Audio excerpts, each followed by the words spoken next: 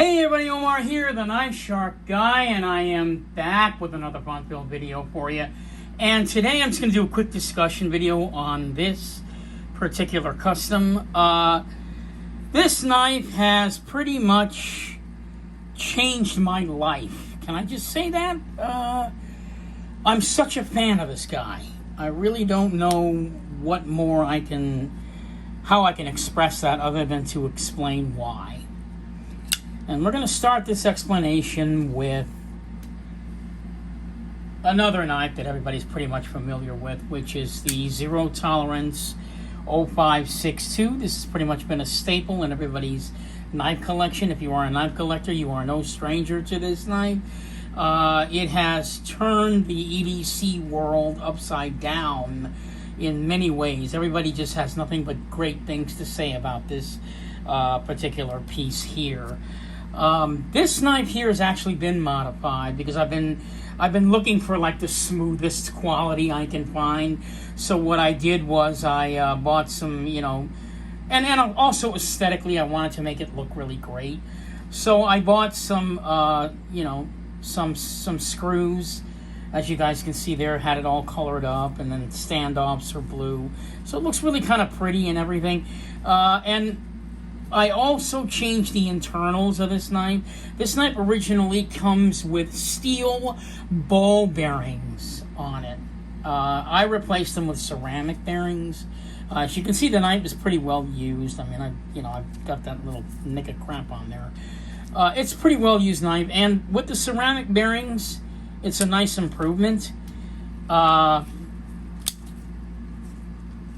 There's just a little bit of stoppage in the, you have a little bit of that going on in the knife, but it's still a lot smoother than it was originally when I purchased the knife with the original hardware on it. And I keep modifying some of my knives, some of my production knives, because I'm looking for that custom feel, that custom touch. I want the smoothness and everything. I'm looking for something. I don't know what it is exactly. That makes me to continue to keep modifying these knives to find the satisfaction that I'm looking for. Because when you're a knife collector, you're going to do all kinds of stuff to your knives to make them, the way you would like them to be. And I have been buying custom after custom after custom, and I'm thinking to myself, man, I love all these knives, and it's true. And I have used all of my knives lightly. So they've been used, not abused, but they have been used. And then I came across this knife here that you're looking at. And I've already done a video on this knife. This is the Deshorn Imvubu. This knife is actually one of the most impressive pieces that I've ever owned. If you just hold tight.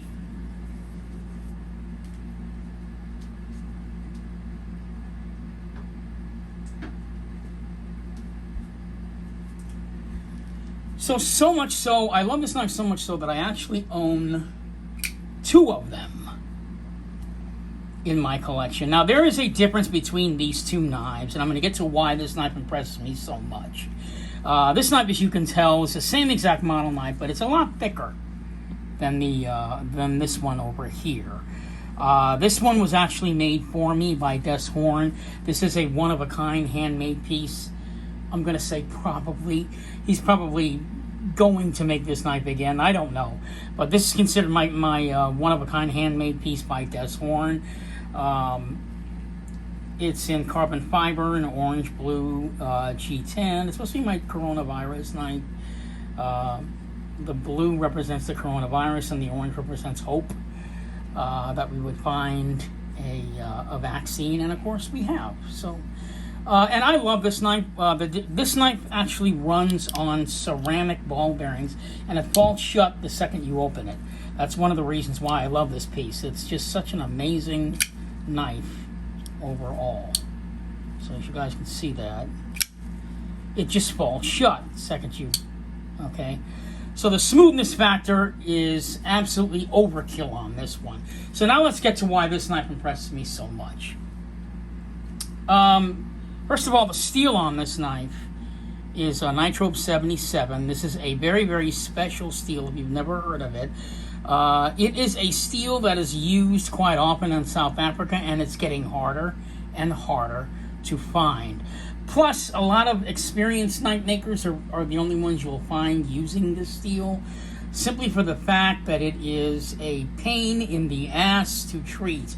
This knife goes through a rigorous heat treatment, and then it is dipped in liquid nitrogen 4 times. Now, I have used this knife a lot, and you can barely even tell.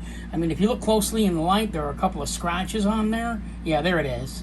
And that's all you see, but actually I've used the knife more than the way it looks, but that's because of the heat treatment that Deshorn puts on it. It's got a killer edge on this knife, and I mean, the knife is just razor sharp. Oh, son, I can't cut.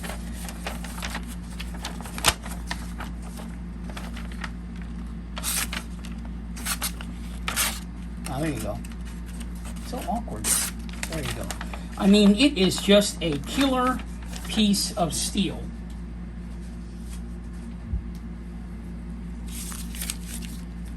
Not only that, but what makes this knife so interesting is the feel of the knife in my hand. It's a very light knife. It's got electric blue carbon fiber on it. And here's the part that I love doing. I do this like all day long. At the office where I work, I'll just sit there and flip this thing and then close it. I mean, this thing is drop shut smooth practically, right? And guess what, guys? There is no ball bearings on this thing. And I don't know how Deshorn does that, but this is the only knife that I've ever owned on washers that acts like it's a ball bearing knife. So basically, what impresses me about this knife is the design of this knife. It looks like a regular EDC, right? It's very light. It's got a killer steel on it. And not only does it have a killer steel, but it's got a steel that takes some work to get it to be a killer steel. This is, of course, obviously a liner lock. But yeah, again, the action is just, I can't even explain it. I really can't. And this has been like my go-to knife whenever I go in my knife case. And I've got 30 custom knives, guys. Whenever I can't decide which one to carry, all I do is I just pop this in my pocket and I'm happy all day long. And I talk about this knife so much. I'm such a fan of this piece. And here's the irony in all this. The maker of this knife, Deshorn, doesn't even enjoy making this knife. The knives that he enjoys making, and you can check it out on my other videos, he enjoys making his art knives, the Shinkansen front flipper, and Dama steel. I mean, if you go to his website and you check out this guy's knives, number one, this knife will not be on his website. I don't know why it's not on his website, but it's not on his website. The knives you'll see are more like art knives. Some of them don't even have pocket clips. And that's just the style that this gentleman, Deshorn, operates on. And when he does make a knife, and you do request a pocket clip, this is the only standard pocket clip that he offers. He just doesn't like putting pocket clips on knives. And another irony is I actually don't even use pocket clip. How's that for a clincher? I love having a pocket clip on the knife. It's got to be on the knife, but I don't use it, so I just put it in my pocket. But yeah, I mean, the lightness of this knife, the way the knife cuts, the action on it is just impressive. I mean, if you own this knife, what I'm doing here is all you're going to be doing all day long in front of the TV set. Just sit there flipping this thing all day long and marveling at the fact that it doesn't have ball bearings on it. It's a beautiful design knife. It's got carbon fiber for the backspacer. It's incredibly light. There's really not much more I can say other than that. But I just wanted to do a video on this. And I've done an official video on this knife, with specs and, comparing it to other knives, so on and so forth. But I just wanted to share my feelings for this particular piece. If you are at the point in your knife collecting where you're looking for an ultimate custom, that's going to really impress you, I would definitely suggest picking up one of these.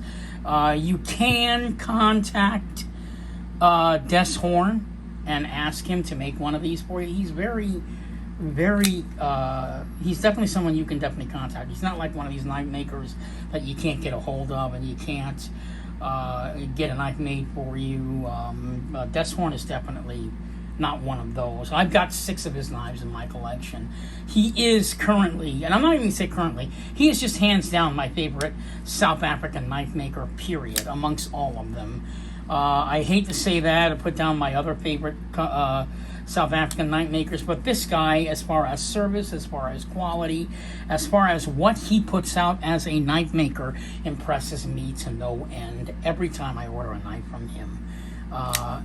He's just that kind of guy, and he's a real sweet man too, if you ever get a chance to talk to him. So anyway, I mean, that's all I wanted to do. I just wanted to kind of share my feelings for this knife. Like I said, it's practically changed my outlook on knives. Knives do not have to have ball bearings on them. And, you know, I've heard a lot of custom knife collectors like myself say, well, I don't have a favorite custom knife. You know, I found mine. It's here. It is right here. This is it. Because I have bought other knives after I purchased this one, and I keep going back to this one. And it is just super duper spectacular. So this is Omar the Knife Shark Guy signing off, doing my little special video on Des Horn's Imvubu and why I love this knife so much and why it impresses me so much. This is not an official video or anything. It's just one of those sharing videos where I had to share how I feel about a particular knife and maybe see if I can get you guys excited about it as well. If you follow me on Instagram, I'm constantly posting this, probably a little bit too much. Nobody has complained yet, but you know, all the other knives kind of taking a back seat to this guy. Yeah. I just don't know if I'll find another one that makes me feel like this knife does. So, my love affair for this knife, I don't think is ever going to end. And I've got a lot of custom knives that I actually do love as well, but they do not wind up in my pocket as often as this one.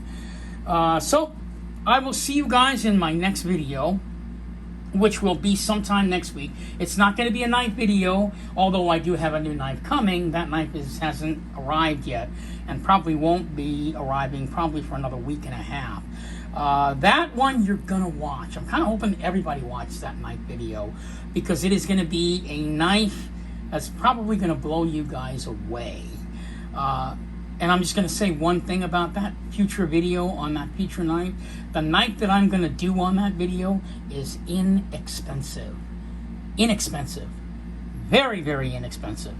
And that's all I want to say. So, I'll see you guys in my next video. Oh, and I also forgot, my next video will not be on a knife. It will be on a wallet. So you're going to want to catch that video as well. So all you guys that aren't into knives, maybe you're into wallets. Yeah, you're going to probably want to check that video out. So this is Omar the Knife Shark Guy, just saying a quick hello, and just letting you guys know I didn't go anywhere. It was just really hot last week, and I didn't want to do a video. So I'm back, and it looks like the weather's getting a little bit cooler. So I will be back for many, many more videos, a lot more discussion videos. So this is just an opening video, letting everybody know that I'm back. I haven't gone anywhere, so thank you so much for watching, guys, and if you get a chance, check out Des Horn and pick up yourself one of these. I believe there's one at the Blade Gallery. I don't know, but you can certainly call them up and ask them if they have one of these. I believe they do. It may have sold. I don't know. These knives go very, very quickly. So, Des Horn and Imvubu, Omar, the Knife Shark Guy, signing off by just simply showing the action once again on this beautiful piece without any ball bearings on it. And again, perfectly centered as well. So, thank you so much for watching, and I'll see you guys in the next video. And happy 4th of July, by the way. And we got a nice long weekend, so everybody can relax. And I will see you guys in on the next video. Thanks so much for watching. Have a great evening.